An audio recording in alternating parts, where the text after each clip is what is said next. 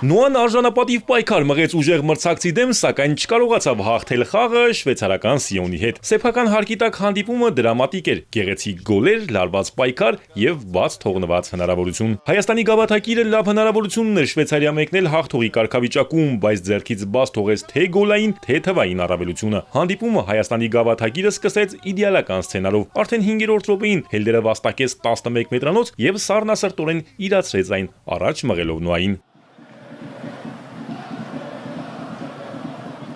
Սակայն 13-րդ րոպեին մեր թիմը կորցրեց զգոնությունը, Սիոնը պատասխանեց արագ եւ կազմակերպված գրոհով, շվեյցարացիները դարպասից սկսած կոմբինացիան ավարտեցին գոլով, իսկ եզրափակիչ հարվածը կատարեց 20-ամյա հարձակվող Ունսլի Բոտելին։ 7 րոպե անց Նոան կրկին առաջ է անցնում հաշվում, Սանգարեի ու Հելդերի համատեղ անցումից հետո Գոր Մալաքյանը պարզապես շանս չի տալիս մրցակցի դարպասապահին։ Բարձից փոխացում եւ գոլ։ Քիչանց իրավիճակն ավելի բարենպաստ է դառնում, Սիոնը մնում է 10 հոգով։ Նոայի համար ստեղծվում են բոլոր նախադրյալներն առավելությունը մեծացնելու համար, բայց մեր փոխ-չեմպիոնը ոչ միայն չի կարողանում օգտվել առավելությունից, այլև երկրորդ կեսում բաց է թողնում խաղի թելը։ Արդյունքում նա 57-րդ րոպեին Մալթայի հավաքականի հարձակվող Իլիաս Շաուրեֆը հավասարեցնում է հաշիվը, իսկ 65-րդ րոպեին մեր թիմը մնում է 10 ֆուտբոլիստով։